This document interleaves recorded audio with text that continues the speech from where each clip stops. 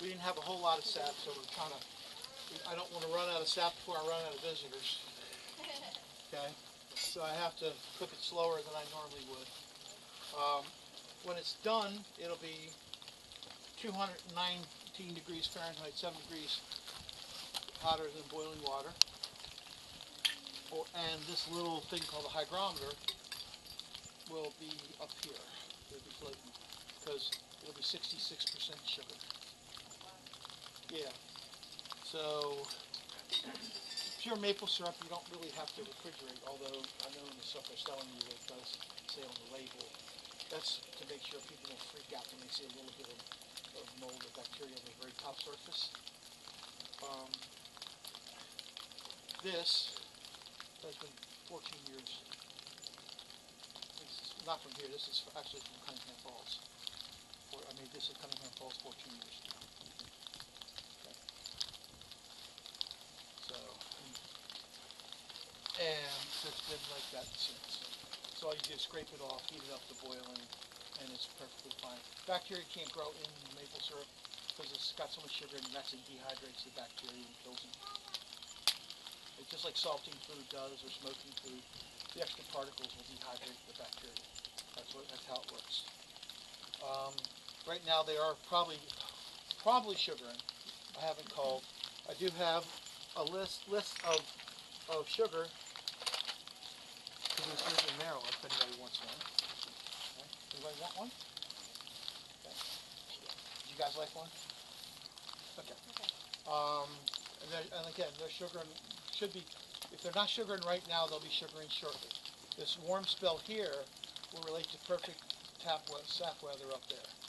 We want days that are up just above freezing or right at 30, sunny days, and nights that are freezing. The night freezing part we haven't had an issue with lately. It's been a little too freezing. The weather's been so, we haven't produced a whole lot of sap this year because of all of the heat that's happened. You know, all the cold spells, the Siberian expresses that have come down. It's been really terrible for getting sap out. We've only got probably 15 to 20 gallons of sap total at the most. And now today it'll be running down because the bark gets heated up because and the tree thinks it's spring, so it starts sending sugar up from its roots, sugar water, sap up into the leaves, into the buds, the branches to make the leaves open up so they start making sugar again. At nighttime, though, the tree senses, and we don't know how that happens. At night, the tree senses the temperature's dropping, and it will drop the sap back into the heavy part of the trunk, so the little branches don't freeze and break. And we catch it both ways. And this is an old Native American tap, something similar to that. It's sumac. Okay. And the pioneers use this too. Those are the trees that you see on the side of the road.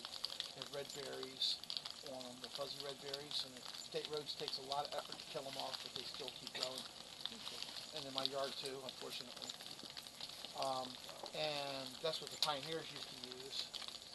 And over there they have a commercial spile, and here's one here. But you don't really need a whole lot of elaborate equipment necessarily. You can take a piece of half-inch PVC pipe, cut this end. This makes it come out easier because you put the bevel on it. It also makes it go on hose easier. You take and run the hose down to a 5-gallon bucket, and you can do it on as long as you got the right kind of trees. It'll take 32 to 50 gallons of sap to make 1 gallon of syrup. So, which is one reason why it's so expensive, because there's a lot of energy cost to get rid of it. And again, we know when it's done. And I have the commercial pancake syrups actually will fool you. For instance, this says all natural ingredients, right? Kind of in a thing that looks like a maple syrup container. So your brain, anybody ever watch brain games on TV? We're easily fooled. We really are. You know, for educated beings, we are really kind of brain dead. So this has brown rice, syrup, water, sugar, brown sugar, natural flavor. Well, that's probably maple flavor, right? It's an artificial maple flavor made with natural ingredients. Natural vanilla extract and a spice called fenugreek. So there's not a bit. And if they have maples, Aunt Jemima, Log Cabin used to have actual maples, about 2% maple syrup in it, so they could say they had maple syrup in it. And you can't taste 2%. Not with as much as we eat candy and sweets and stuff. Most people, unless you've got like extra receptors in their tongue, they can't taste the sap coming out of the tree. If they do taste it, most times it's just imaginary.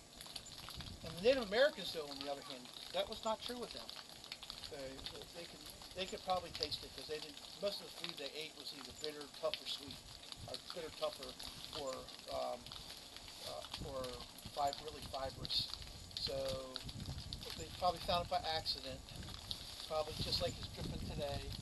Something came out of the tree branch or something, or they were practicing with a weapon and made a wound in the tree and sap came out. They looked at it, and they might have been able to taste it, maybe not.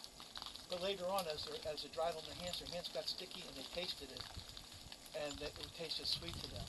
So they would take and put a big hollowed out log next to the fire, and they'd put stones in the fire, heat them up, and move the stones out, and put them in to cook their food.